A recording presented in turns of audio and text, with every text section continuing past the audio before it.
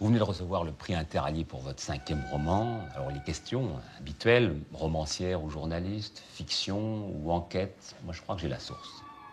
La source? Qui sait? Le comédien disait que c'était à cause d'une voix de femme dans un bistrot que tout a commencé. Pour le marin breton, c'était un Mayday, un SOS en mer. Mon rédacteur en chef disait qu'il faut touiller. Moi, je vous dis que c'est un coup de téléphone. Un coup de téléphone? La sonnerie stridente du destin.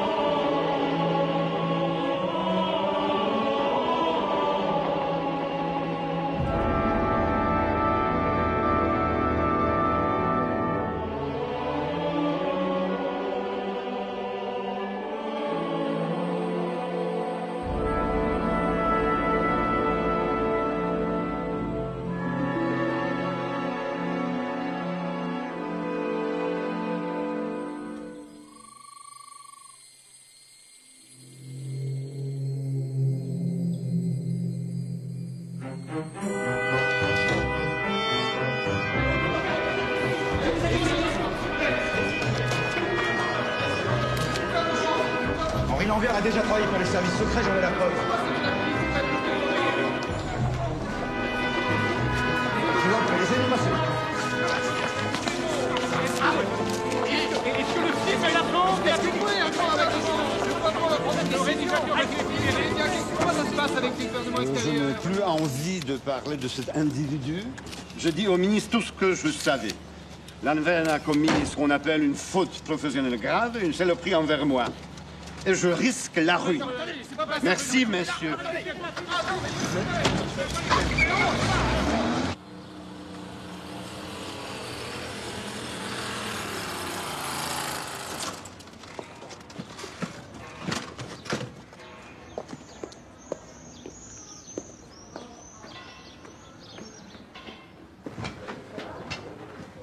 Bonjour. S'il vous plaît, je voudrais parler à... Excusez-moi. Oui? Oui, ne quittez pas, je vous le passe. Non, non, non. Vous, je vous connais bien. Vous venez encore pour l'envers? Ce type relève de la correctionnelle, pas de la rubrique spectacle. Laissez-moi travailler. Je prépare d'autres choses. J'essaie de savoir exactement ce qui s'est passé. C'est très simple. En Thaïlande, un soir, au milieu du tournage, ce salopard de Lanvert a réuni toute son équipe, acteurs et techniciens. Il leur a déclaré « Je pars faire un repérage pendant 3 jours ». Il est parti en laissant tout en plan. Je voudrais enregistrer notre conversation. Je n'ai rien d'autre à vous dire. Il nous a menti.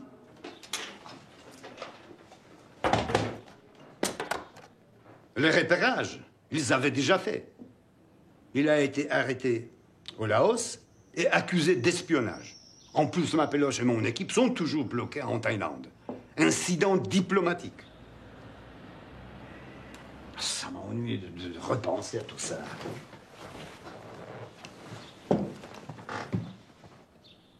Il était là, dans votre fauteuil. On avait une vedette pour le rôle principal, le rôle du roi. Une star qui permettait de financer le film. Et puis, tout à coup, plus de ça. À cause de cette mauvaise tête de breton. Il lui a fait peur. La jungle, les sangsues, la mousson, la malaria, ou Dieu sait quoi. Qu'est-ce que vous aviez besoin de lui raconter que vous alliez le faire suer sang et eau? Maintenant, il ne veut plus faire notre film. Va le voir. À 4 pattes, les mains jointes, en chemise, la corde court. Emmène-le dans un restaurant russe, caviar, vodka, violon.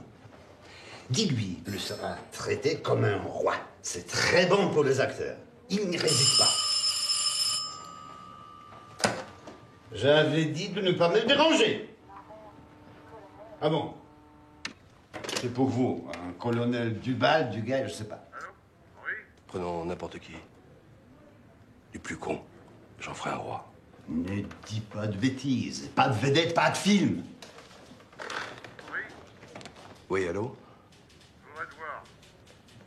Et quand? Je m'en vais, j'en ai pour 3 heures. Arrangez-moi un rendez-vous avec notre roi pour ce soir. Mais pas chez les Russes. Dans notre pub irlandais. Je monterai en ligne, on lui fera sa fête. Et je vais lui apprendre la vie. C'est un orgueilleux.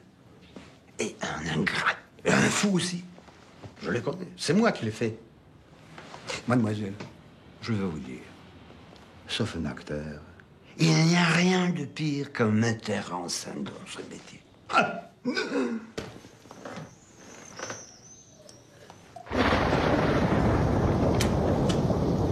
La préparation de l'artillerie.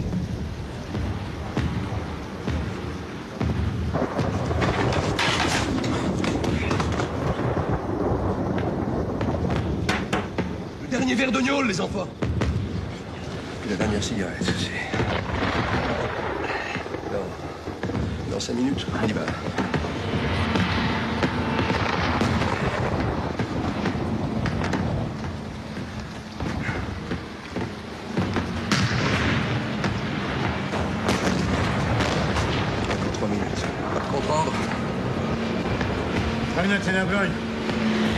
Baïonnette au canon! Attention! Allez, on y va!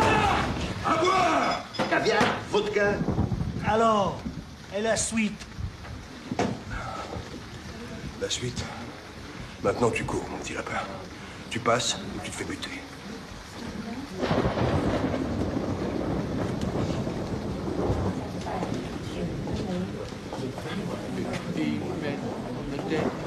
Allez vous laver!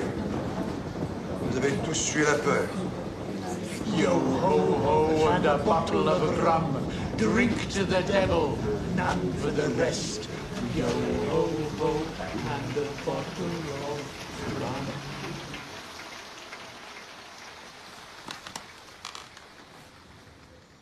C'est comme ça pour un metteur en scène avant de tourner.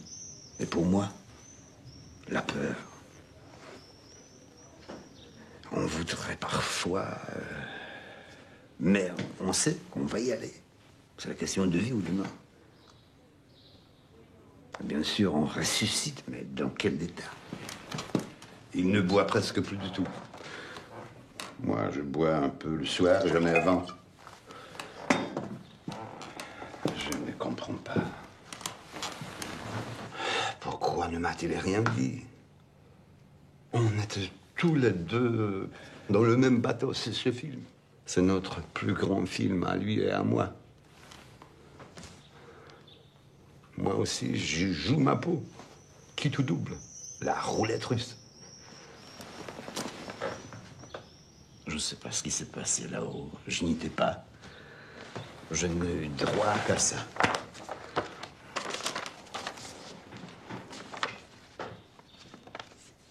Il faut y aller, c'est comme ça, je suis obligée. Quoi qu'il arrive, vous aurez un grand film. Adieu, ami, Lanverne. Résultat, il pourrit en tôle. Il risque d'être décapité, pendu, fusillé, oublié de tous. Peut-être avait-il des obligations? Quelles obligations? Ah oui, des obligations envers moi. Un metteur en scène, on lui demande de faire des bons films, c'est tout. Ce n'est pas si facile. Qu'il allume sa petite bougie la nuit sous les étoiles. Voilà ce qu'on lui demande. Voilà pourquoi je le paye. Qu'est-ce qu'il foutait, là, ton Henri Lanverne au Laos, hein? La CIA est dans le coup. La CIA, ton chat. Si tu sais pas quoi dire, accuse la CIA ou le KGB, c'est toujours bon. Si tu sais pas pourquoi tu fouettes ta femme, t'inquiète, la CIA, elle le sait.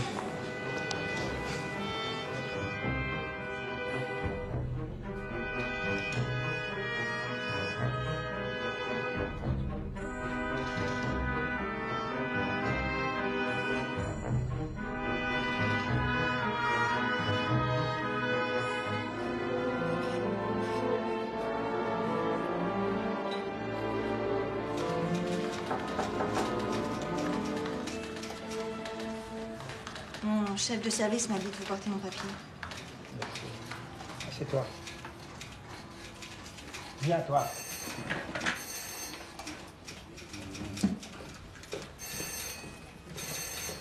J'ai fait ce que j'avais à faire. Maintenant, j'attends quelque chose. Le fameux procès de ce mec que les Viettes annoncent à coups de trompette.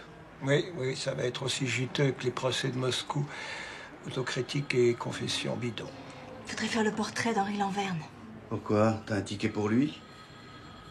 Un portrait plus fouillé, en profondeur, pour comprendre. Petite Antigone, tu veux tisser un linceul pour un nostalgique des guerres coloniales, pour un fou isolé.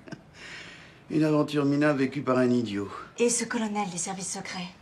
D'après mes sources, il sera mis sur la touche, peut-être inculpé pour forfaiture. Faut attendre. Dommage, le colonel est un des meilleurs spécialistes français du sud-est asiatique. Gang des dinosaures, les anciens Indos. Oui, je connais bien le colonel et Kaobaki. Et aussi le petit Lambert. Alors pourquoi n'avez-vous pas conduit l'enquête vous-même? J'étais à Beyrouth. Et c'est plus de mon âge, ces villes où on se fait égorger par des barbus qui sortent de moutons. Pour le service spectacle, c'est pas mal. Pas mal. La petite bougie sous les étoiles.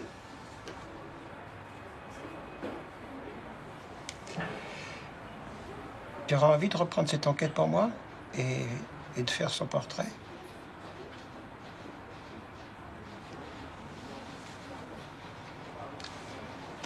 Donne-lui ton dossier.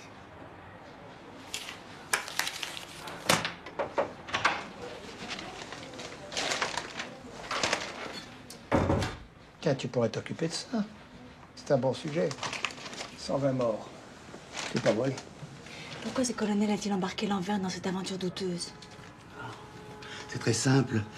Tu n'as qu'à écrire que le colonel est un manipulateur tocard, un vieux cheval sur retour, et Lanverne un petit con qui s'est pris pour un aventurier. Comme ça, tu retournes direct à ta rubrique spectacle. Bienvenue au service des grands reporters du journal. Carte de presse, voilà. C'est parfait. Non, je la conserve. Vous allez suivre le gars. Je vous en prie.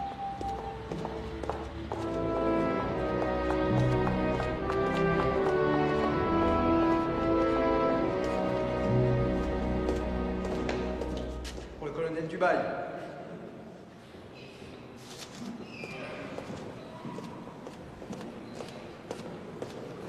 Madame.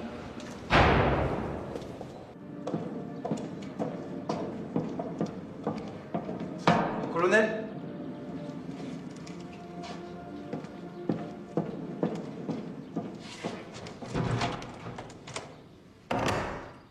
Colonel Dubaï.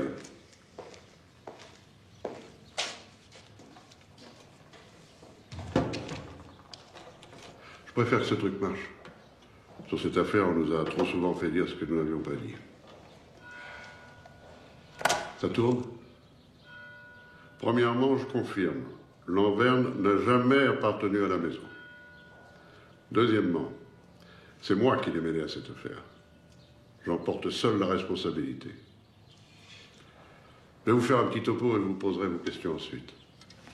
Au début de cette année, nous apprenons de sources sûres, A4, ce qu'il y a de plus fiable, que le général Kaobaki, un des généraux les plus importants du régime de Saigon, doit s'évader de son camp de rééducation à régime sévère, puis être guidé à travers le Laos jusqu'en Thaïlande, par les Mongs, les Méos, les montagnards du coin. C'était pas une évasion ordinaire. C'est une opération de guerre froide. Notre source d'information était les services secrets chinois qui ont toujours cherché des poux dans la tête des Vietnamiens. Deuxième événement, toujours au début de cette année, je lis dans la presse que Lanverne prépare un film dans la région. Vous savez que Lanverne a fait l'Indochine.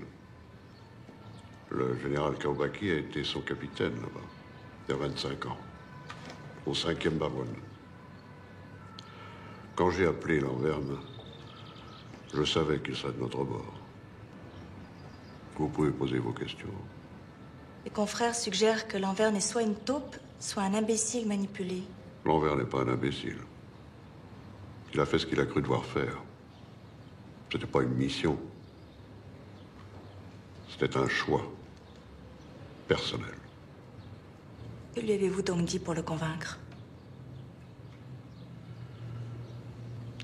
Vous l'avez appelé au téléphone à la production du Rayon Vert. Je sais qu'il est venu vous voir tout de suite.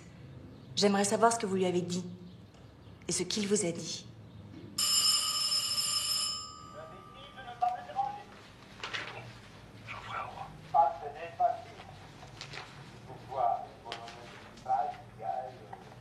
Allô? Henri? Je voudrais te voir.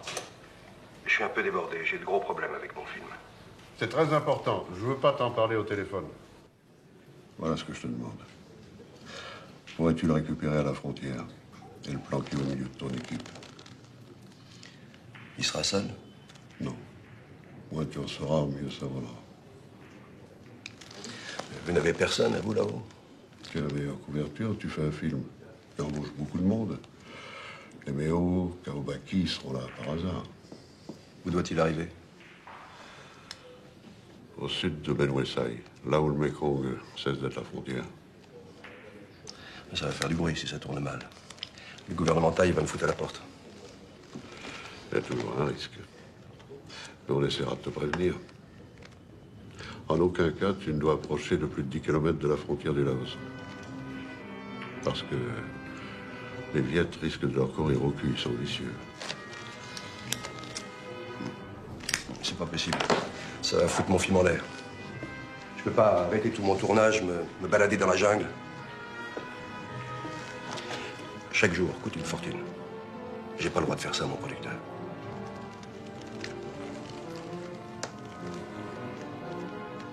Quand doit-il arriver? Peut-être n'arrivera-t-il jamais. Nous avons reparlé des risques. Surtout rester en recueil. Bien en deçà de la frontière. Dans la jungle, il a peut-être passé la frontière sans s'en apercevoir. Non. Lanverne sait lire une carte. Les Viettes voulaient savoir qui allait récupérer Kaobaki en Thaïlande. Une belle prise. Peut-être l'organisateur de l'évasion. Ils peuvent pas comprendre qu'ils n'ont personne. Un innocent. Je vous raccompagne. Vous êtes peut-être tombé dans un piège? Vous avez entraîné Lanverne dans ce piège. Certains ici pensent comme vous. Tout le monde aurait été joué, y compris eux, les Viettes. Garde! Que va-t-il lui arriver? Qu'est-ce qu'ils vont lui faire? Mon colonel? Raccompagnez, madame.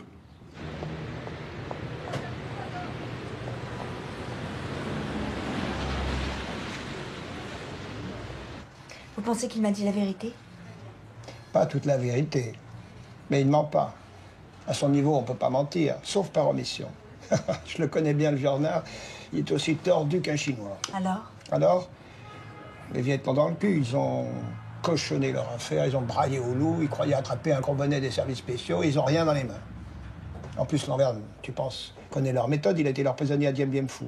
Il sait bien qu'avec eux, il n'y a qu'une solution, c'est de la fermer. Qu'est-ce que le colonel ne m'a pas dit? Dites-moi ce qu'il y a entre les lignes. T'es gonflé, c'est moi qui fais le papier ou c'est toi? Je suis pas devin, ni psychiatre, je suis pas du SDEC, je connais Dubaï et Lanverne, mais je peux pas expliquer leur comportement. Et puis, j'en ai rien à foutre, c'est leur affaire. Tu cherches et tu trouves. Dubaï avait certainement une bonne raison de vouloir récupérer Kaobaki. C'est pas un sentimental, c'est un patron du service. Je suis en rogne, je suis pas en Latine. Voilà ce que tu m'as demandé.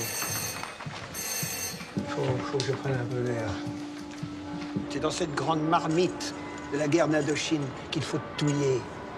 Touiller si tu veux savoir quelque chose, comprendre le comment et le pourquoi du comportement de tous ces gens.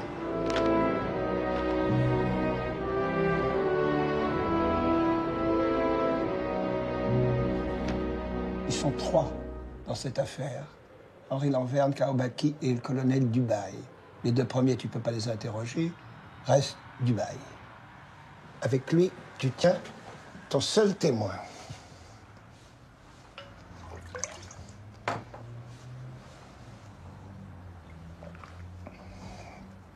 Dubaï a débarqué en Indo il y a plus de 35 ans petit lieutenant. C'était à la fin de la Seconde Guerre mondiale. Le pays grouillait de Japonais. On l'a balancé un peu au hasard dans une vallée du Nord Laos. C'était la grande mode à l'époque.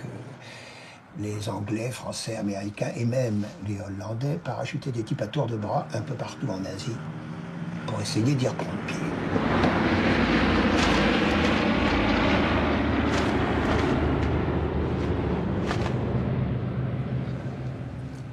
Dubaï a été sauvé des Japonais par les Méo. Ces montagnards qui ont participé à l'évasion de Kaobaki? Des cousins, c'est une grande famille, un peu comme chez les Écossais. Une multitude de clans. La seule différence, c'est leur alcool, qui est dégueulasse. Bien moins bon que le whisky. Donc, les Méo dont je te parle sont ceux qui vivent là-haut, au-dessus des nuages. C'est avec ces Méo que ton colonel a commencé le début de toute cette aventure. C'est 2 ans plus tard que je l'ai rencontré la première fois. Une nuit froide à Wang Soufi. Qu'est-ce qu'on s'est marré. C'était au début de notre guerre d'Indochine, celle contre Ho Chi Minh. J'arrivais de Paris. Le journal m'avait envoyé à cause du coup de force Viet Minh. J'ai passé Noël à compter des cadavres. Ça me changeait de mes chiens écrasés et de la rentière assassinée rue Le Pic. Corps expéditionnaire français, un ramassis de toutes couleurs et de tout poil. Se baragouinait un Français approximatif, équipé minable, un armement qui avait déjà fait toutes nos campagnes, d'Italie, de France et d'Allemagne, et qu'il fallait faire durer.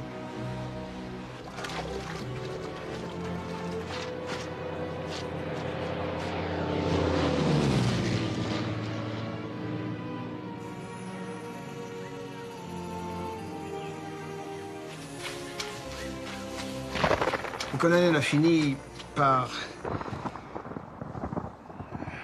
attraper un mauvais coup, évacué en France, au Val-de-Grâce. Je sens qu'il va falloir m'évacuer moi aussi.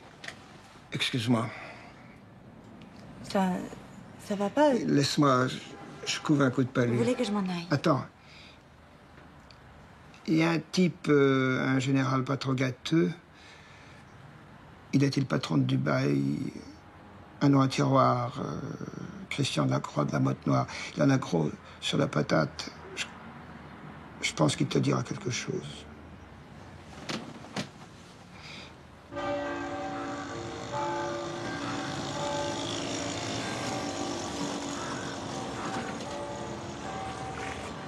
Tu sais quelque chose sur un général Christian de la Motte Noire?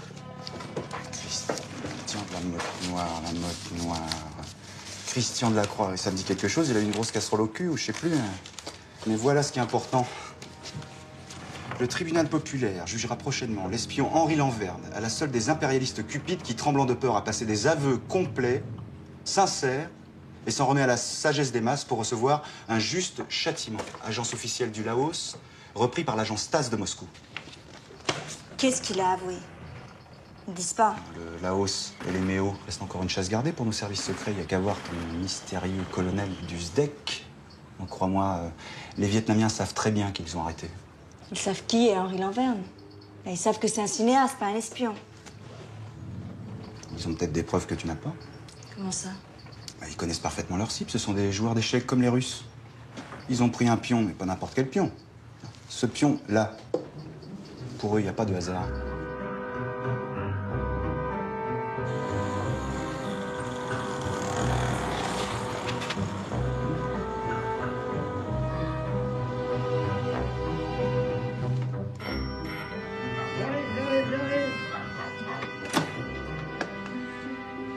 Oh, j'avais complètement oublié. Je suis en avance? Entre. Et ferme cette porte, il y a un courant d'air. Le foutoir, je suis toujours dans mon coup de palu renforcé. Avec ça, la quinine m'abrutit. Assieds-toi. Je croyais que c'était Madame Esperanza avec la viande Pour Médor. Si vous voulez, je peux revenir. Non, non, assieds-toi. J'ai fait du thé. On parlera de ton petit ami.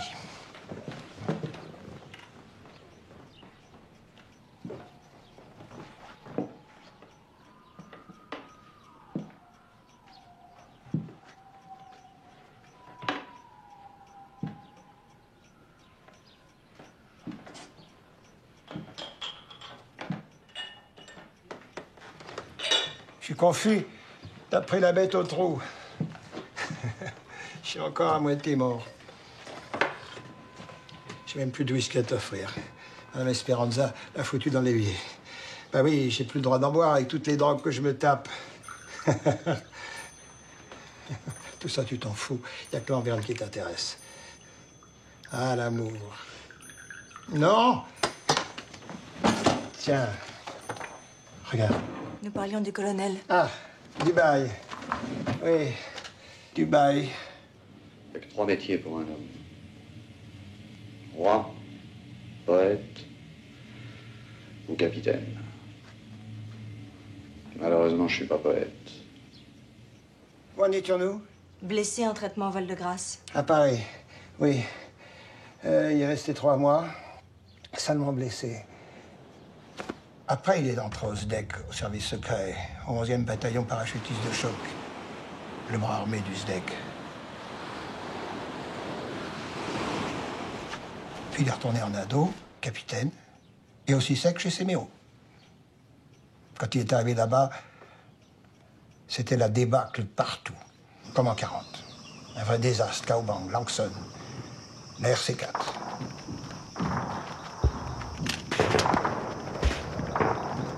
« 6000 morts ou disparus. Fer de lance du corps expéditionnaire brisé, le commandement ne contrôlait plus rien, il n'y avait plus de commandement.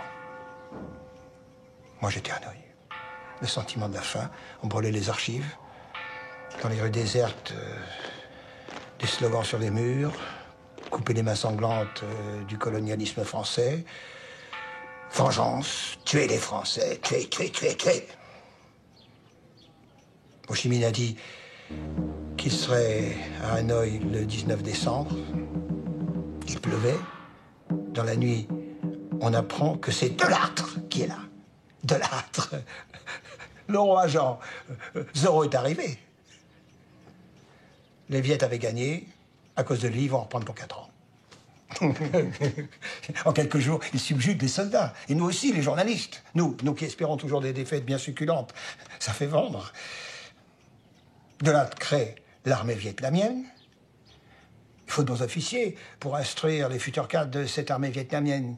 Alors, on rappelle Dubaï qui finit par appliquer foudrage que Delattre l'ait arraché à ses coups fourrés avec les méos. Quand les Viettes vont le tripoter, ça leur pètera à la gueule.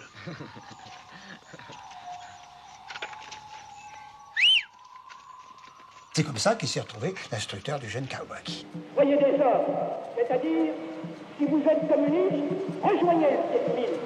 Il y a là-bas des individus qui se battent bien pour une cause mauvaise. Mais si vous êtes des patriotes, combattez sur votre parti. Cette guerre est la vôtre, la guerre du Vietnam pour le Vietnam, et la France ne la fera pour vous que si vous la faites avec elle. À la fin de son instruction, Kaobaki choisit les paras.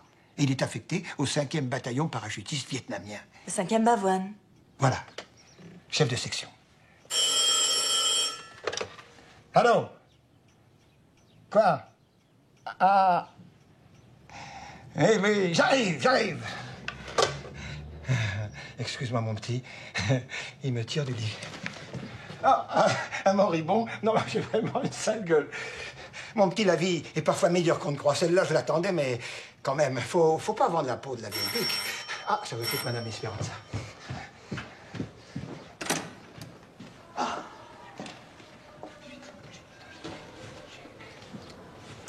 Excuse-moi, mon petit. Reviens demain, hein? Demain, même heure, hein? Je te raconterai la suite.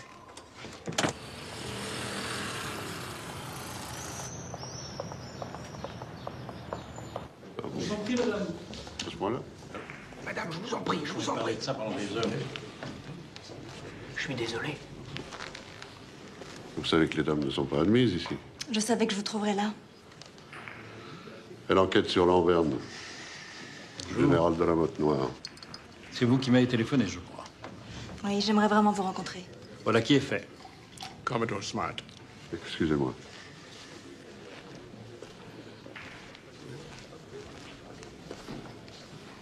Vous m'avez dit que c'est par hasard, dans la presse, que vous avez appris le tournage du film d'Henri Lanverne en Thaïlande, chez les Méo. Drôle de hasard. C'est votre affaire, les Méo. Les Méo, c'est un nom péjoratif inventé par les Vietnamiens, comme nous, on dit les Boches pour les Allemands. Méo, ça veut dire sauvage. Leur vrai nom, c'est les Hmong. Mais c'est vrai, j'ai conseillé à Henri de tourner son roi chez les Hmong.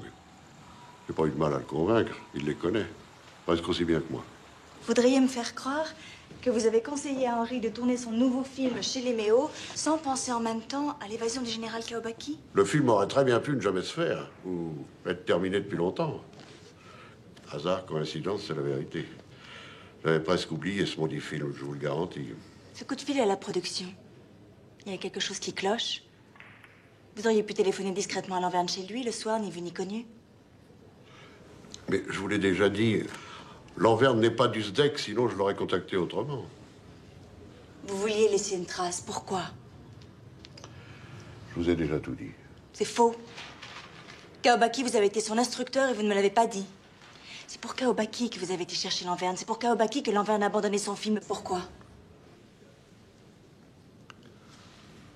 Qu'est-ce qui s'est passé? Qu'est-ce qu'il y a entre vous trois? Vous avez une dette envers lui? Lanverne en a une? Kawabaki lui a sauvé la vie? Qui est ce Kawabaki? C'était l'un des nôtres.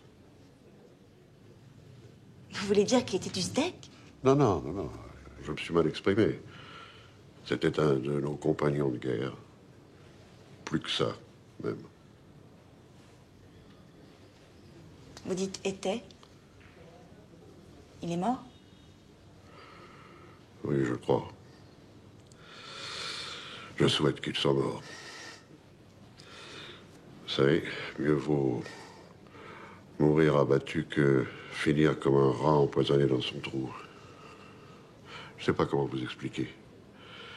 Parce que tout ce que je peux dire sur Kawabaki fait ricaner aujourd'hui. Honneur, courage, devoir, fidélité. L'unité de Kawabaki s'est souvent fait étriller.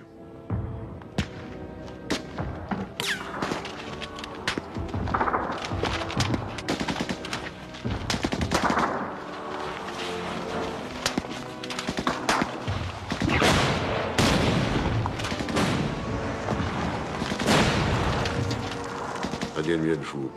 Il faut voir comment on l'a engagé, le Bavoine, qui venait d'être parachuté.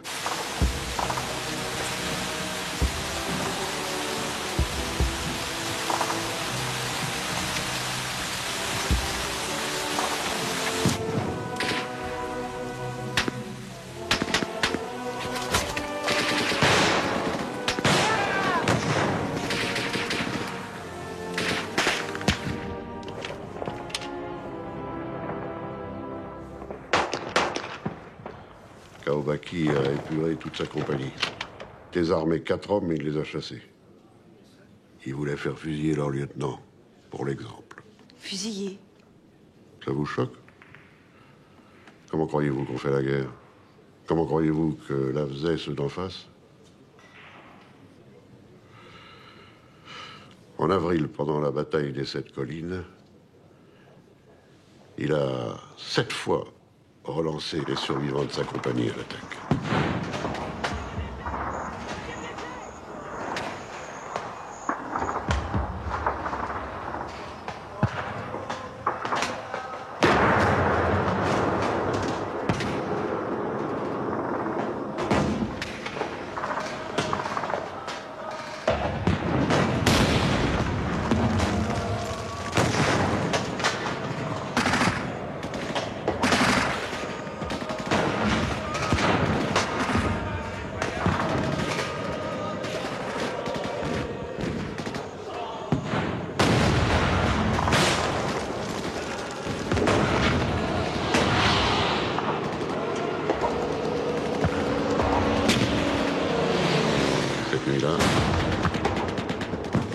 viennent de la fameuse division de fer qui ont lâché pied. Un mois plus tard, quand tout a été consommé, je me suis dit, ça va pas être rigolo pour nous, mais pour nos camarades vietnamiens. Ils nous ont séparés comme un troupeau avec des gestes et des cris.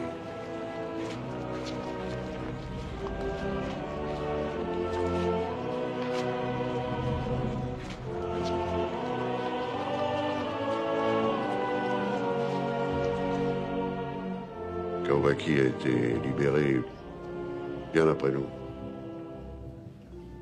Maigre, maigre à faire peur.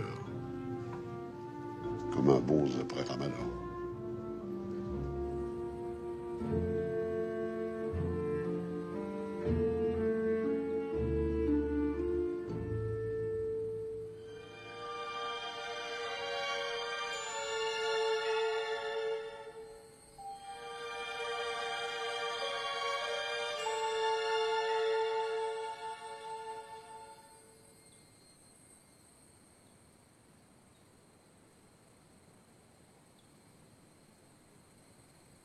Racontez-moi ce qui s'est passé dans les camps.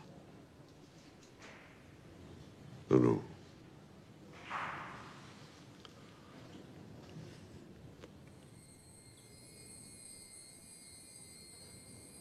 Nous partions en laissant nos amis dans la merde. Nous savions que c'était un adieu.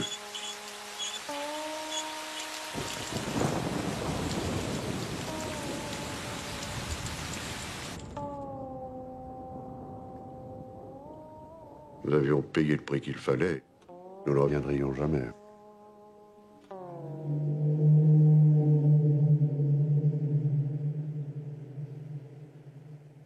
Les Américains nous ont remplacés. Ils ont tout de suite découvert qu'ils avaient avec Kaubacky leur meilleur allié. Le meilleur général vietnamien.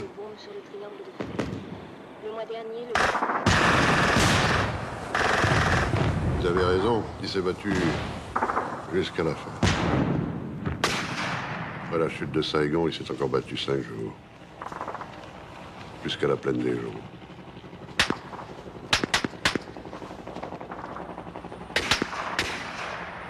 Le 7 mai, encerclé, il a dit à ses soldats de briser leurs armes.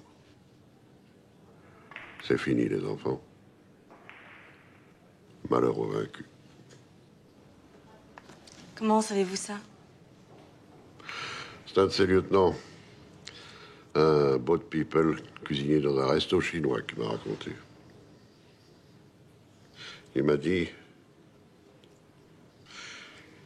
il faut dire vérité. Pas un peu vérité, vérité. Le général Kaubacky leur avait dit, mentez. Et dites à vos hommes de mentir. Ne discutez pas avec eux. Mentez. Crachez sur ce que vous avez respecté. Dites que je vous ai trompé. C'est mon dernier ordre. Un de ses soldats lui a dit, mais vous aussi, vous allez mentir, mon général? Grand silence. Le général Kaubacky répond, j'ai menti dans leur camp autrefois, après Dien Bien Phu. Nous avons menti. Mais personne ne nous en avait donné l'ordre. Ça a été plus difficile pour nous. Dans leur camp, on finit tous par mentir. Après, on meurt. Mentez. Et peut-être quelques-uns seront sauvés. C'est ce que m'a raconté le cuisinier du resto chinois. Il est retourné à ses fourneaux en disant « Je suis vivant. Pourquoi faire ?»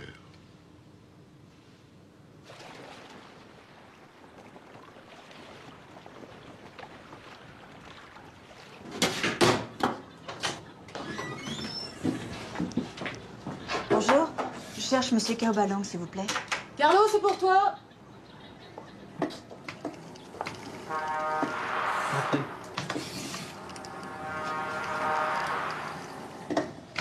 C'est bien vous qui avez téléphoné de la part du colonel? Oui.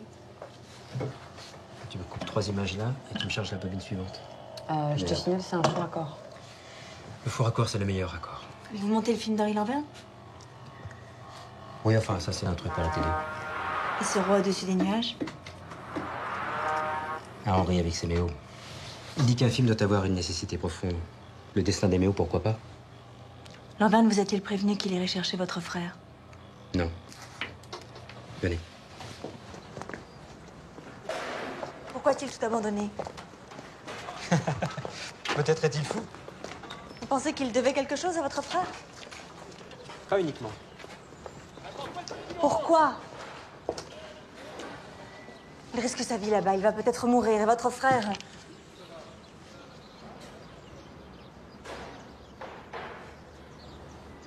Oui. Je pense que mon frère est mort, je le connais. J'étais Viet Minh, neveu de Oncle Ho, une organisation de jeunesse comme vos Boy Scouts. Excusez-moi, je pose des questions idiotes. Je n'y connais rien, je voulais juste en savoir un peu plus sur Henri, votre frère. Je vous aime bien. Vous savez qu'il ne faut pas forcer le chat. Henri dit que nous, Vietnamiens, sommes des chats. Vous aussi, vous avez fait la guerre avec lui? Non, moi j'étais trop petit. C'est longtemps après Dien Bien Phu à Saigon. Quand mon frère a enfin été libéré, que j'ai connu Henri. J'avais 15 ans. Mon frère aimait bien Henri. Il l'aidait. Il l'a initié à la dialectique du yin et du yang. Une mauvaise chose peut devenir une bonne chose. Le non peut devenir oui. Henri, avec son instinct de petite bête, d'enfant, avait choisi mon frère Guy comme directeur de conscience. Mon frère avait changé. Il pesait plus que 39 kilos. Il m'intimidait. Il y a une histoire classique de notre littérature. Un prince de notre temps ancien avait un visage si avenant qu'il lui fallait s'affubler d'un masque féroce pour mener ses troupes au combat. Mon frère était comme ça avant. Après son retour de captivité, il n'avait plus besoin de masque. Il n'était pas féroce, il était redoutable. Comme le colonel Dubaï. Pour moi, il est redoutable. Bonjour. Bonjour. J'ai rendez-vous avec le général Christian Lamotte-Noir, s'il vous plaît. Il est parti? Parti, mais j'avais rendez-vous avec lui. Il s'est jeté par la fenêtre hier soir, il est mort. Mort. Il avait mis son plus bel uniforme, toutes ses décorations, et il s'est jeté par la fenêtre. Un vieux monsieur si convenable. Ils ont dit que c'était un accident. Ils vont lui faire une messe, là. Monsieur le ministre.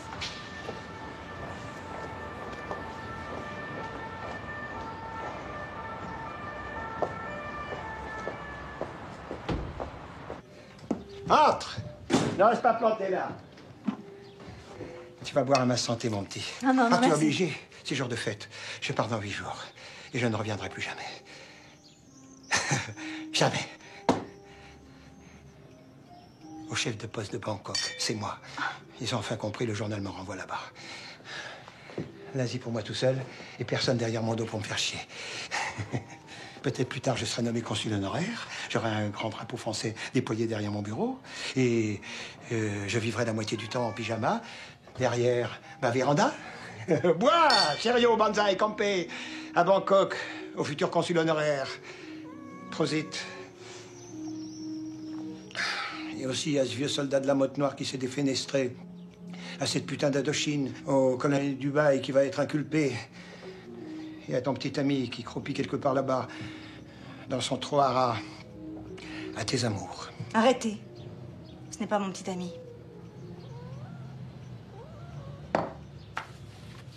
Je sais lire dans les yeux. Qu'est-ce que vous lisez? Je lis le prélude d'une histoire d'amour qui n'a peut-être pas eu lieu. Ah, assieds-toi. J'ai pensé à toi, mon petit, à ton enquête. J'ai repêché un téléx. Le premier de l'affaire, il vient du Laos, de l'agence de presse indépendante, daté du 5 mars, donc 8 jours après que Lanverne ait abandonné son tournage en Thaïlande. Je te lis. De Vientiane, d'après villageois, un Français blessé et 5 corps décomposés portés par soldats vietnamiens dans le village de Banam Phao, sécurité renforcée dans la région.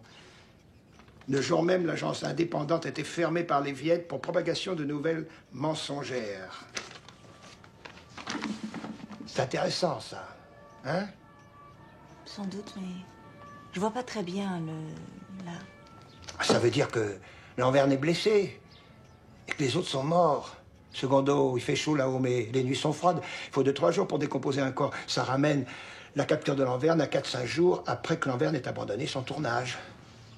Tertio, pourquoi s'échiner à transporter des charognes puantes pour effacer les traces d'un massacre, surtout s'il a eu lieu en Lousdé, en Thaïlande. Voilà ce que nous apprend ce téléx. Tu prends pas de notes? J'ai pas de stylo. Ah. Tu sais ce que c'est qu'une journaliste qui n'a pas de stylo? Non, c'est un soldat qui n'a pas de fusil.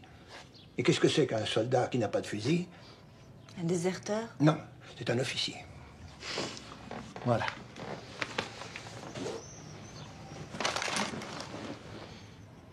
C'est seulement une semaine plus tard qu'arrivent les premières dépêches de l'agence d'État. D'État, Hartung, les communistes. Un agent de la CIA est capturé. On parle plus de morts, de blessés, de soldats vietnamiens. Et encore, une semaine plus tard, les mêmes fiefs et cocos lancent leur note provocatrice et proclament le procès de l'espion Henri Lanverne. Voilà, il aura fallu 2 semaines pour réagir. 2 semaines pendant lesquelles ils ont pédalé dans la choucroute. Peut-être que Lanverne, trop gravement blessé, n'a pu être interrogé avant. Vous croyez qu'il est mort de sa blessure? Non, s'il était mort, il n'aurait pas annoncé son procès. Remarque, ils sont tordus et très cons en même temps, tout est possible. J'ai vu le colonel hier, il m'a rien dit de tout ça. Sauf qu'il pense que Kaobaki est mort. Ce colonel avec ses méos, là-haut, au-dessus des nuages, dans ce pays terrible. Ce pays terrible, là-haut, c'est le plus beau pays du monde. En 53, Dubaï et ses méos y ont vécu la grande aventure. Grâce à eux, en quelques mois, de la rivière claire à la rivière noire, la montagne était libre. Lanverne. Ah, pas de panique, j'y arrive. Je m'égare pas, je suis pas encore complètement gâteux, malgré la quinine. Il était là-haut avec le colonel. Mais je l'ai pas rencontré. Je peux pas en parler. C'est plus tard, quand il a été muté au 5e Bavoine, la section de Kaobaki. Un môme.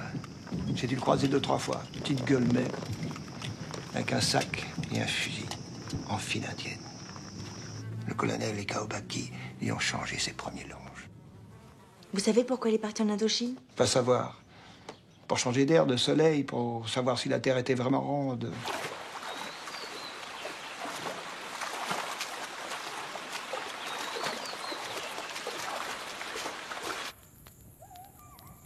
Par curiosité, peut-être. En tout cas, ils espéraient trouver quelque chose. Les justifications de leur guerre? Toi, n'oublie pas qu'à cette époque, la France se relevait à peine de l'horreur de l'occupation et de l'ivresse de la libération. Ne l'oublie pas.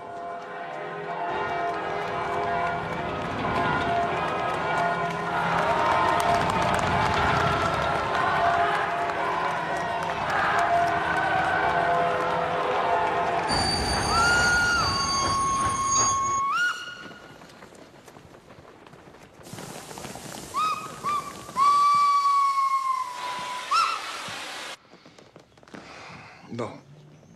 Revenons au petit Lanverne, à lui et aux autres, avec leur bonne bouille. Revenons à cette nuit où ils ont sauté pour la dernière fois sur Dien Bien Phu. Allons, on se dépêche, pressons. Oui, je me suis cru un des leurs. 23, 22, J'ai été un des leurs jusqu'au jour où je les ai vus embarquer dans leur zinc pour un saut sans retour. Quelques mois plus tard, j'ai vu revenir quelques survivants des camps de prisonniers. Pas beaucoup. Les 3 quarts ne sont jamais revenus. Qu'est-ce qui s'est passé dans ces camps? Je suis journaliste, comme toi, un témoin. J'ai pas été prisonnier. Nous, journalistes, nous disons ce que nous voyons, ce que nous entendons. Mais Lanverne et Kaobaki, ils ont été prisonniers. Ils vous en ont pas parlé? Faut pas essayer de discuter, y a rien à dire. Seulement non. C'était 3 mois après sa libération. Il m'avait dit, je me suis fait peur. J'ai découvert en moi tout ce que je déteste. Un chien qui veut vivre à tout prix. L'ignoble salive du chien de Pavlov.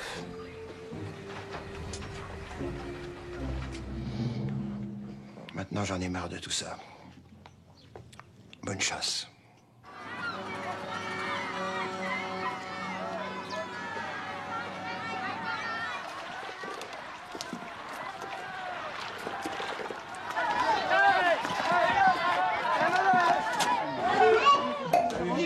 Salut. Il est ton article. Il n'y a plus, hein. Il est fort, mais c'est pas fini. Bon, bah, barrez-vous, là. Barrez-vous, on travaille. On travaille. Désolé. Tu veux pas les joyeux?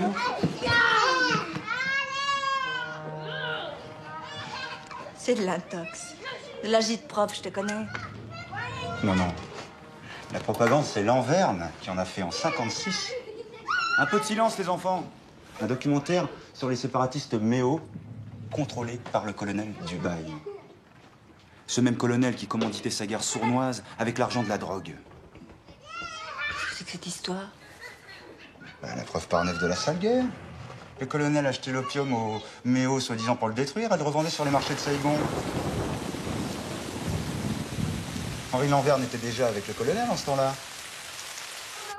Et la motte noire, qui s'est suicidée, couvrait toute l'opération. C'est ça, la casserole qui traînait au cul.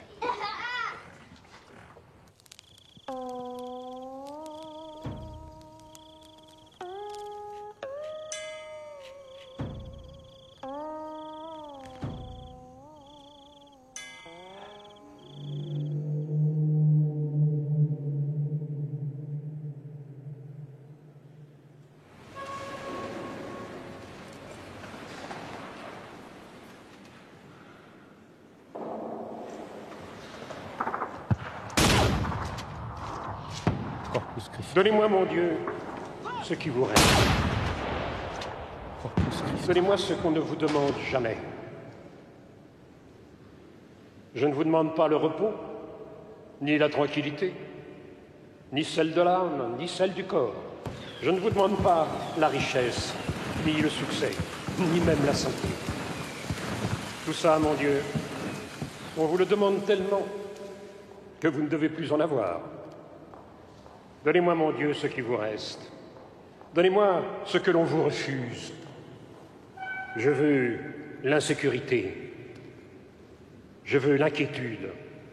Je veux la tourmente. Et que vous me les donniez, mon Dieu, définitivement. Que je sois sûr de les avoir toujours. Car je n'aurai pas toujours le courage de vous le demander. Donnez-moi ce dont personne ne veut. Mais donnez-moi aussi ce courage, car vous seul, Seigneur, donnez ce qu'on ne peut obtenir que de soi.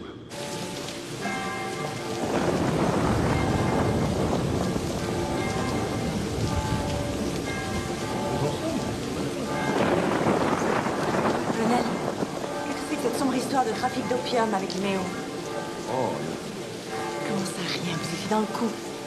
les Mongs, l'opium, c'est leur seule ressource. Il fallait leur acheter cet opium, sinon les Viettes l'auraient fait et ils en auraient tiré un bénéfice considérable. On détruisait cet opium. Seulement, il y a eu des bavures.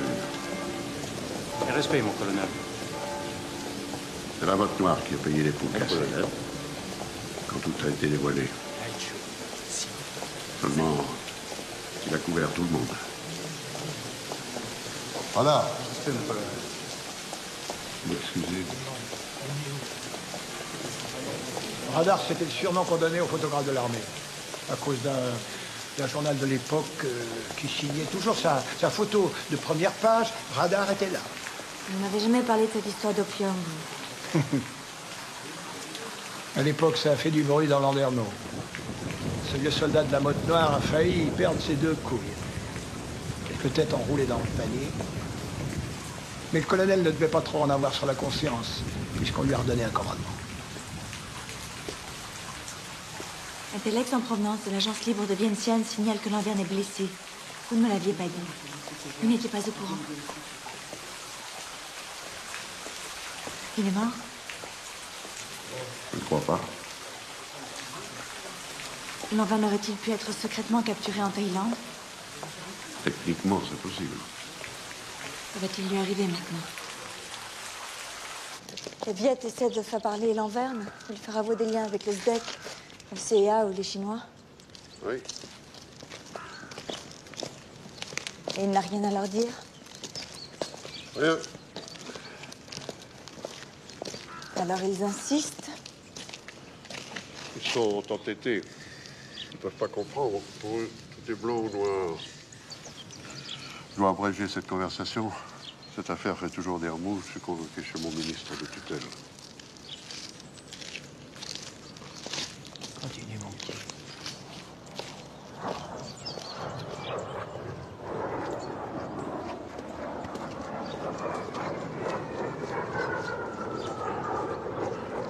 Bonjour. Radar? Oui. Le colonel m'a dit que vous faisiez une enquête sur Henri. Vous étiez avec le colonel en Indochine? Commandant. Il était commandant.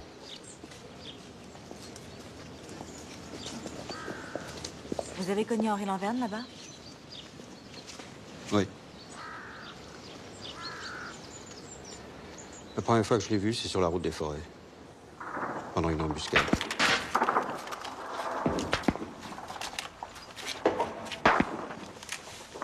On était mal barré.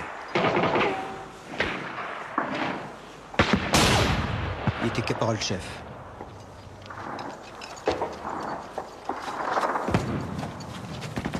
Heureusement, le lieutenant Cacao avait un instinct de faux. Cacao? Son vrai nom, c'était Cao Baiki. Mais nous, on l'appelait Cacao.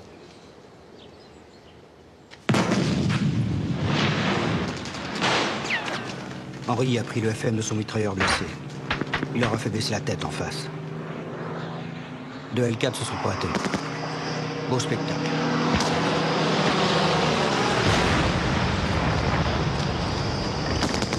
Le deuxième zing est descendu à 40 mètres. Elle a posé ses 2 bébés dans le bosquet.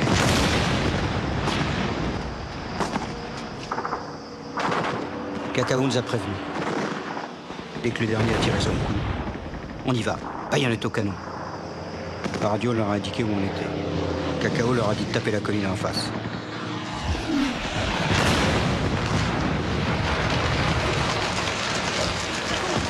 Cacao crie, à l'assaut, et ils foncent sans se retourner. En avant! On était à moitié abrutis par la déflagration. Mais il nous a enlevés comme une énorme lame de fond. On était fous. Il aurait fallu nous tuer pour nous arrêter. Vous avez fait toute la guerre avec eux? Moi, j'avais qu'un appareil photo. Bien sûr, j'ai fait plusieurs opérations avec le 5e Bavoine. Vous avez des archives de tout ça? Ça appartient à l'armée. Service photo et cinéma. Vous êtes venu ici rien que pour poser des questions sur Henri. Si c'est encore pour raconter des conneries sur lui, c'est pas la peine.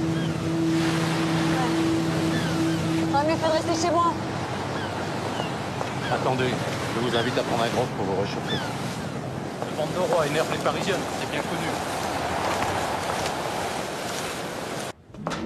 Bonjour.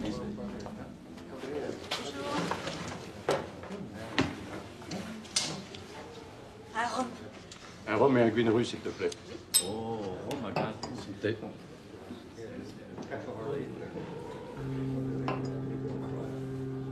C'est une copine d'Henri. Elle veut tout savoir de Lanverne, marin breton.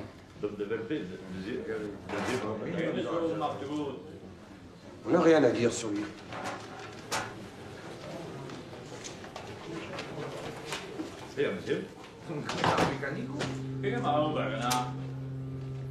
Pourquoi vous prenez ça? On cause entre amis? Il n'y a pas de secret chez nous. Moi, j'ai pas peur de dire dans vos micros.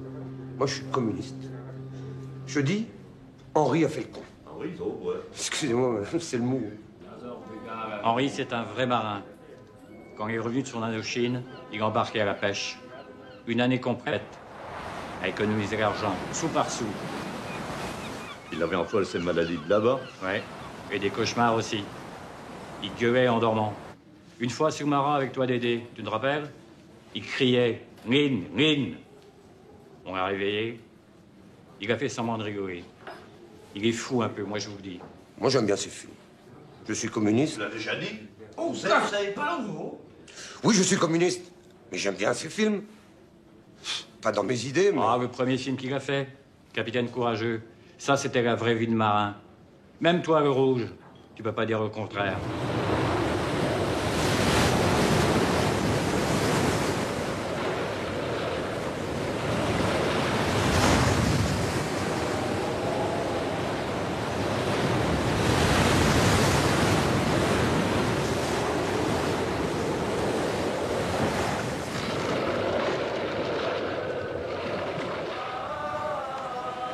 On a tourné tous ensemble, on a bien rigolé. Ouais. Et l'acteur parisien, il était toujours malade. Il dégueulait tripes et boyaux. Henri était enchanté. Il faudra bien qu'il s'en sorte. C'est son destin. C'est écrit dans le scénario qui disait... Même le père de Dédé, il a fini par pardonner à Henri son engagement pour l'Indochine. Mon père était pacifiste, contre la sale guerre. Moi aussi, d'ailleurs. Et j'étais bien obligé de faire l'Algérie.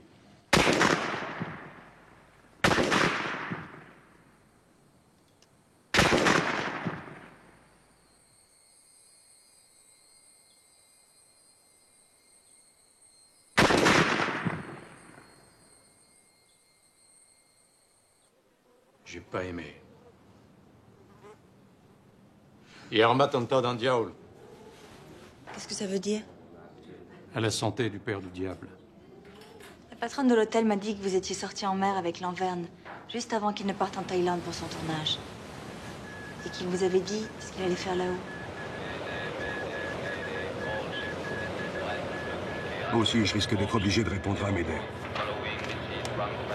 Nous, on est trop loin.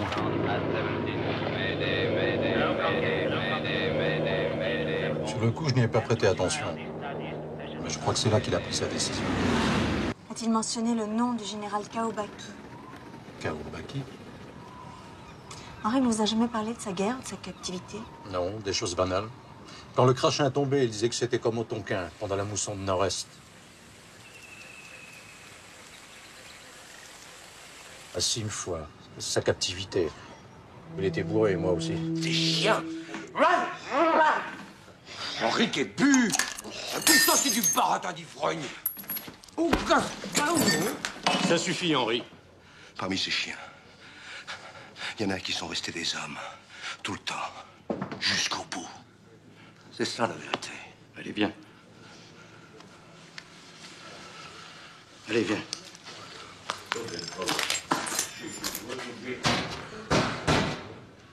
Je suis bon qu'à faire le guignol dans un bistrot pour faire rigoler une bande d'ivrognes. Laisse-moi ça. Barre-toi. Barre-toi. Je crois que j'aurais mieux fait de crever là-haut. Henri, c'est un chat à 7 vies. Il a été marin, soldat, alcoolo. Il aurait pu devenir curé. Et finalement, il a fait du cinéma et maintenant, il est même espion. Vous devriez aller voir son vieux recteur.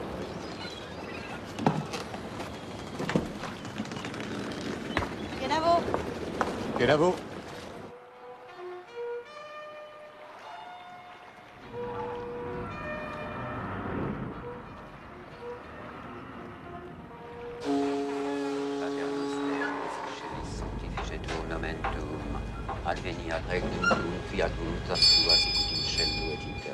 Entrez, entrez. Le colonel m'a appelé, il m'a dit que vous étiez une bonne personne.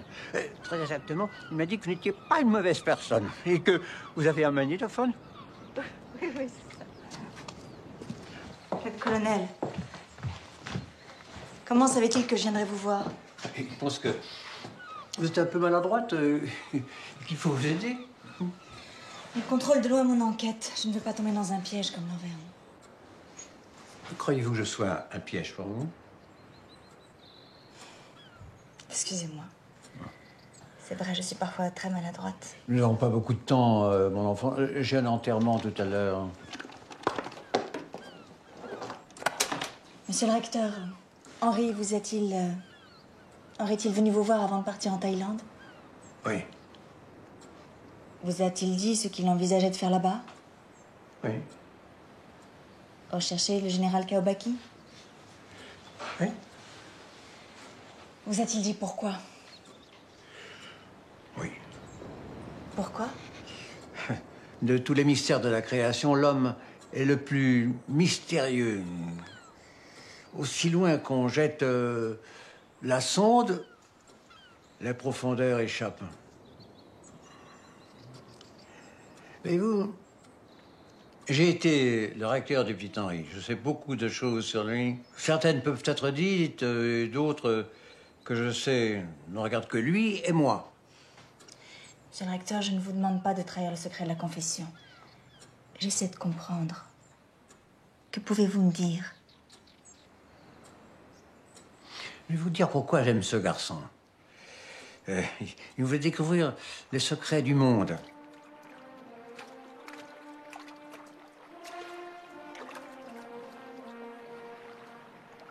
C'est à moi qu'il a dit qu'il allait s'engager en Indochine. Je ne désespérais pas en faire un bon prêtre. On a parlé toute la nuit. Il était décidé. Il voulait me convaincre. Il avait besoin de savoir qui il était et il était persuadé que la réponse était là-bas. C'était son affaire en quelque sorte. Notre affaire, c'est ce qu'elle est, dans nous-mêmes. Vous n'avez pas tenté de le retenir? Oh non. Vous savez, j'étais soldat moi aussi. Quand il m'a dit au revoir, et qu'il est monté dans l'autocar pour la caserne de Vannes, j'ai pensé, ce garçon-là reviendra. Il y a trop de joie en lui pour mourir. Si j'avais tenté de le retenir, il serait parti quand même. Mais je lui aurais rendu les choses plus difficiles. Tenez, derrière vous, là-bas, une boîte à chaussures. Apportez-la moi, je vous prie.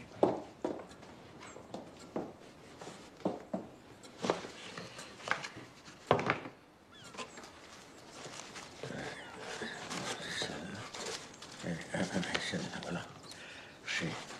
Peut-être que cette lettre répondra à vos questions. Saigon. Mon père, la guerre est finie. Je pars. Je ne retournerai plus jamais en Indochine. Ici, je suis devenu un homme, un adulte. J'ai reçu des leçons d'homme. Certains dont je pourrais dire le nom et d'autres dont je ne me souviens même plus du visage. Quelques-unes de ces grandes leçons que nous attendons tous un jour ou l'autre. Je ne parle pas seulement du courage, ce qui serait déjà essentiel. Je parle de ce qui est de plus grand et mystérieux dans l'homme. Comme vous voyez, mon père, je parle d'honneur et d'amour. C'est l'heure. Il me faut y aller.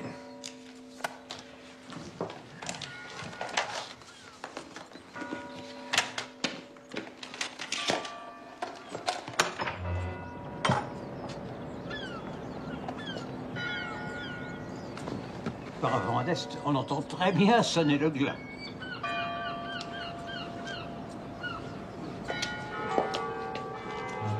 Monsieur le recteur, le pedon, il est bu, il s'est trompé de manette. C'est les cloches de Pâques. Ah, mais il a peut-être raison. C'est pas si triste de mourir quand on a semé et récolté plus de blé qu'on en a mangé. Henri vous a-t-il écrit de Thaïlande? Oui, il me parlait de son film d'Aiméo, de son acteur aussi. Il l'appelait son roi de gouttière. Ah, c'est la lettre la plus joyeuse que j'ai jamais reçue. Il reviendra. Il y a trop de joie en lui pour mourir.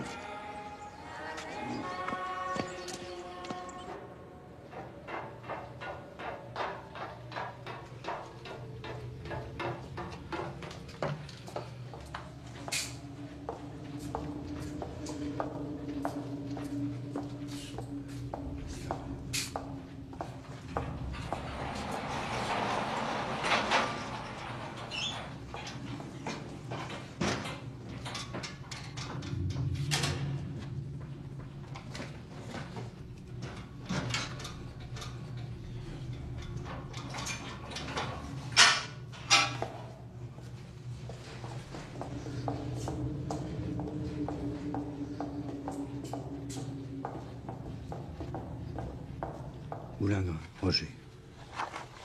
Cariou, Pierre. Tué, disparu. Ceux-là, ils dorment. On dirait qu'ils sont morts. Ils sont morts de fatigue.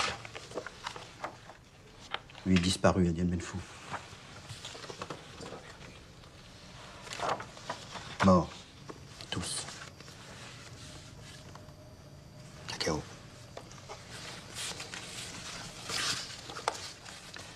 Commandant Dubaï.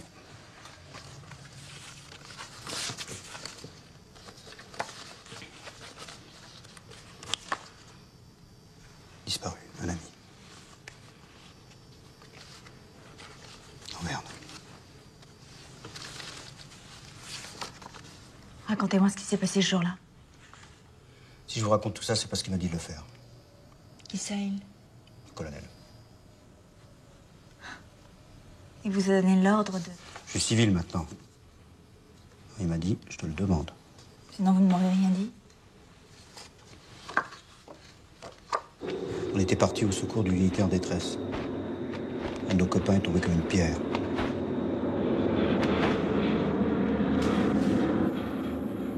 Quand ta parachute s'ouvre pas, on pense toujours au sabotage.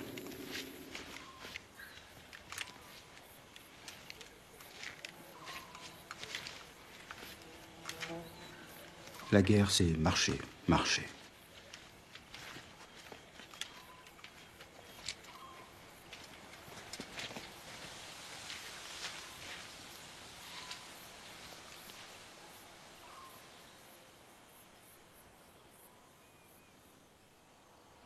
Le lendemain, on a encore marché, marché. Les Viettes nous attendaient. Ils étaient tapis. Ils nous ont attendus jusqu'à bout portant.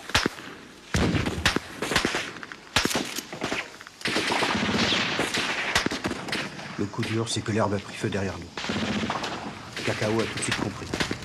Il fallait se tirer vite fait. Ça cramait sec. Lynn était déjà blessé. Le colonel vous a parlé de Lynn? Oui. S'il vous l'a dit, alors. Vous savez, moi, j'avais fichu le camp. Lynn hurlait. J'ai voulu les aider. Henri m'a dit, fous le camp, radar. Un ordre. Barre-toi. De l'autre côté, on entendait encore Lynn. Et plus loin, d'autres blessés. Et les mitrailleuses des Viettes. Et nos mortiers qui tapaient. Et puis Lynn a cessé de crier, d'un coup. Un peu après, Henri blessé est sorti du feu. C'est là que j'ai fait la photo. Celle-là.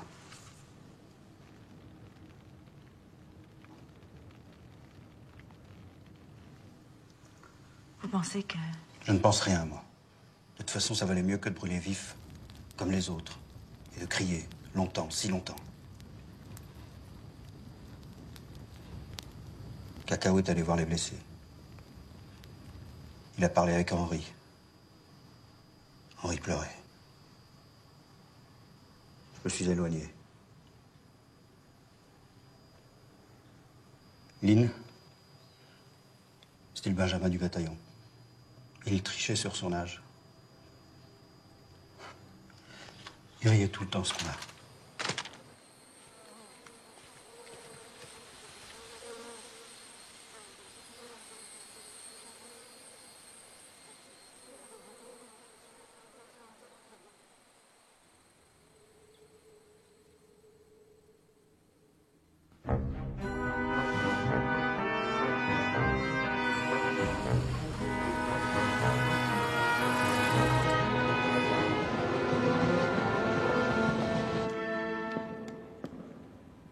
Quel est ce bruit? Ce sont des cris de femmes, monseigneur. J'ai presque oublié le goût de la peur. Il fut un temps où un cri poussé dans la nuit m'eût glacé les sens. Pourquoi ce cri? La reine est morte, mon bon seigneur. Elle aurait dû mourir plus tard. Demain, et demain, et demain, et demain, et demain. Rampe. Rampe petit pas de jour en jour, jusqu'à la dernière syllabe du souvenir. Et tous nos hyères ont éclairé pour des fous le chemin jusqu'à la poussière de la mort. Éteins-toi, éteins-toi, petite bougie. La vie n'est qu'une ombre qui passe. Un pauvre comédien qui s'échauffe et gesticule sur la scène pendant 1 heure, et puis on n'entend plus. C'est un conte plein de bruit et de fureur, dit par un idiot, et qui ne signifie rien. Non, c'est très mauvais, c'est de la merde. Qui sont ces gens qui passent derrière moi? Puis donnez-moi ma couronne.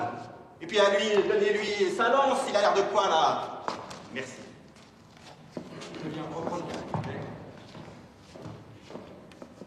Je reprends à petite bougie. Éteins-toi. Éteins-toi, petite bougie.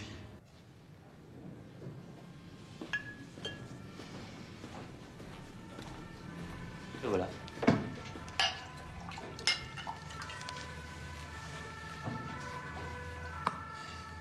J'aime bien boire un verre de vin rouge après ma répétition. Christian.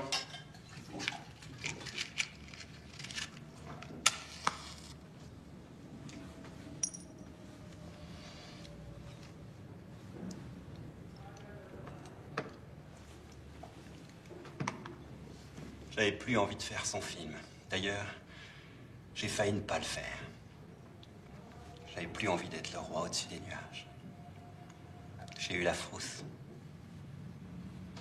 Pas des horribles conditions de tournage dans la jungle. Non. Non, je jouerais dans une cave pleine de rats et de serpents s'il le fallait.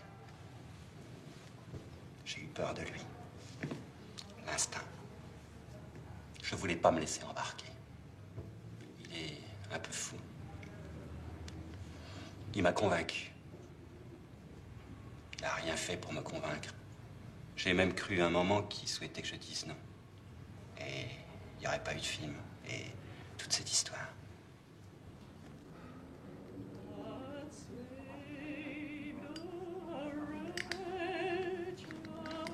Il est dangereux de mêler la fiction à la réalité. C'est pourtant ce qui risque de nous arriver.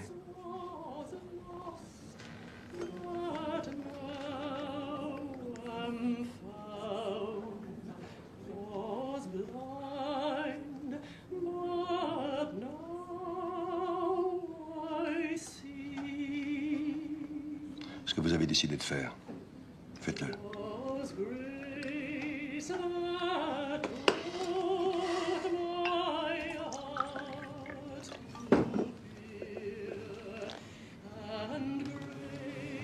Buvez ça.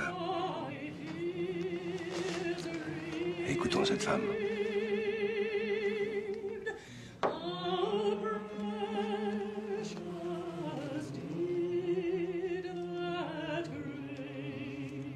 La puissance d'une voix de femme. Voilà le vrai détonateur de toute cette histoire de fou. Le vrai Deus ex machina. C'est là qu'il a pris sa décision.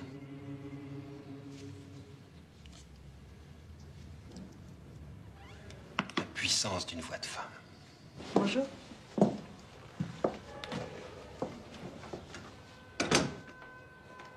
Un instant. Les déménageurs prendront les caisses. Le reste est pour toi.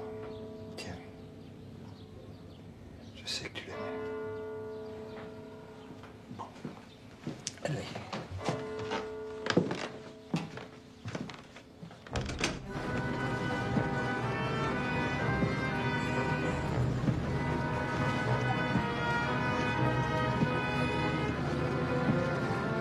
Si Lanverne est vivant, le coup de fil du colonel à la production est sa plus grande chance de survie.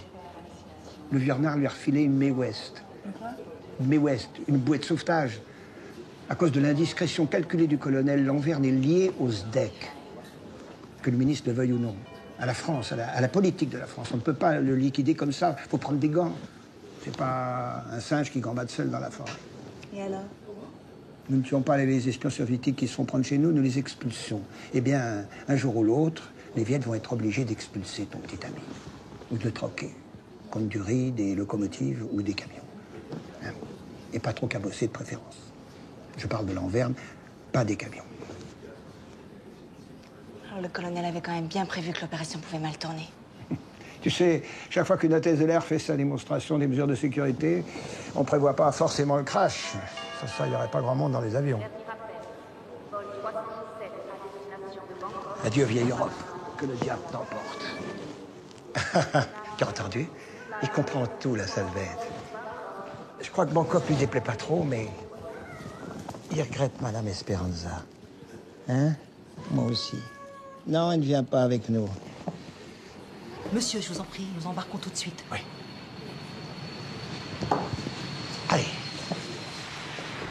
Madame, seulement les passagers ici. Mon remplaçant va vouloir te renvoyer à ton service spectacle. Cramponne-toi, hein? Finis ton enquête. Bon, maintenant nos routes se séparent. Je vous en prie, monsieur, je vous en prie. Oui, j'arrive, mademoiselle. Ils sont partis par Bangkok, ils sont attrapés des gouverneurs. Bon voyage.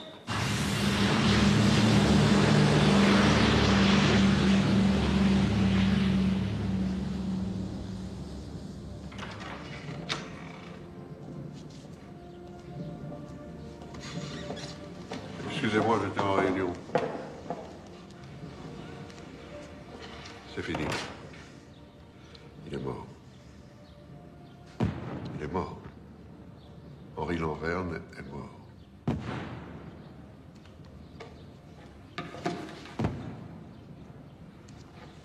Il est mort avant que vous ne commenciez cette enquête. Depuis quand le savez-vous? Nous venons d'en avoir la confirmation. De quoi est-il mort? Comment? De sa blessure. Des drogues qu'on lui a injectées qui provoquent des angoisses insupportables. Il est mort de misère physiologique et l'horreur de la vie. Son vieux recteur m'a dit. Il reviendra parce qu'il a trop de joie en lui pour mourir. Il est mort du cœur. Par amitié. Il est mort à cause de vous. Vous pouvez être fier. C'est fini, cette enquête n'a plus d'objet. Je vais vous raccompagner. Qu'est-ce que ça veut dire? Ce n'est pas vous qui avez déclenché cette enquête. Si. Comment? Nous avons créé les conditions favorables. Qui, nous? Nous, la maison. Votre enquête pouvait servir d'instrument de pression. Attendez, vous affirmez que c'est le SDEC qui a suggéré l'idée de cette enquête? Exactement. C'est moi qui ai téléphoné à votre rédacteur en chef pour lui demander de me trouver quelqu'un qui puisse faire un article et une enquête. C'est bien ce que je pensais, vous m'avez manipulé depuis le début, mon rédacteur en chef aussi. Mais non! Vous étiez libre. Absolument libre, je vous garantis. D'ailleurs, vous le savez très bien. Pour chercher la vérité, il faut être libre. Colonel, pour moi, cette enquête n'est pas terminée. Vous dites que je suis libre. J'ai encore quelques questions à vous poser.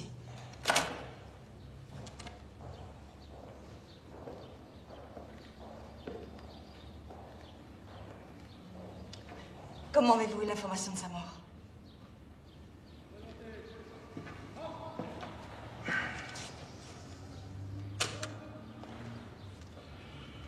Nous avons voulu échanger Lanverne contre un agent du KGB, capturé à Marseille. Nous avons entamé des tractations avec les Soviétiques pour qu'ils fassent pression sur leurs camarades vietnamiens. Les Russes ont marchandé, tergiversé et puis finalement proposé ce rapport sur Lanverne. Le rapport est peut-être mensonger. Nous n'échangeons pas un agent du KGB sans garantie. Nous avons des moyens de contrôle. Il a été pris en Thaïlande, à 2 jours de marche du Laos. Les Hmong Kaobaki ont été massacrés. Les Viettes voulaient Lanverne vivant. Il a tenté de fuir. Il a été blessé à la jambe. Les Viet Minh savaient-ils qu'ils allaient capturer? Oui. Vous savez, même le Christ avait un agent double dans son équipe de 12. Pourquoi voulait-il l'attraper? Plusieurs raisons. Ils ont cru que... Ils ont cru que c'était un agent du SDEC à cause de votre coup de fil à la production. Si vous faites les questions et les réponses, vous réagissez comme eux. Les communistes ont toujours été persuadés qu'ils détenaient la vérité. Et la vraie vérité, ils ne la voient pas. Comment s'est-il comporté? Il est resté muet. Il n'a pas parlé de vous ni du steak? Non. Un jour, dans ses cauchemars, quand on le droguait. Et son silence leur faisait croire qu'il avait un secret.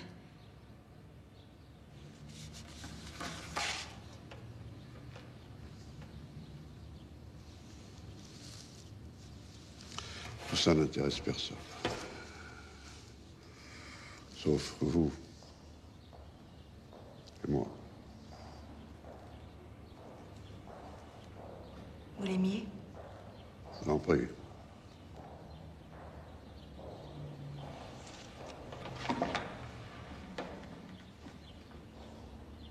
Colonel, je vous plains.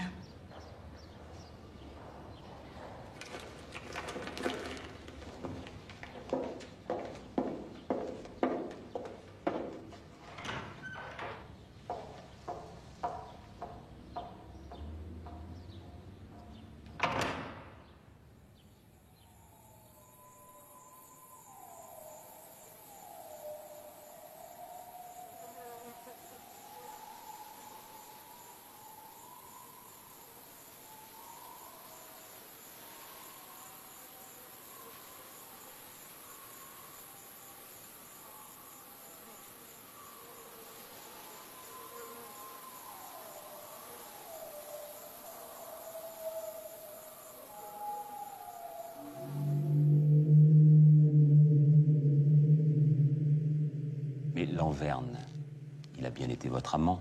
Vous l'aimiez? Je vous en prie.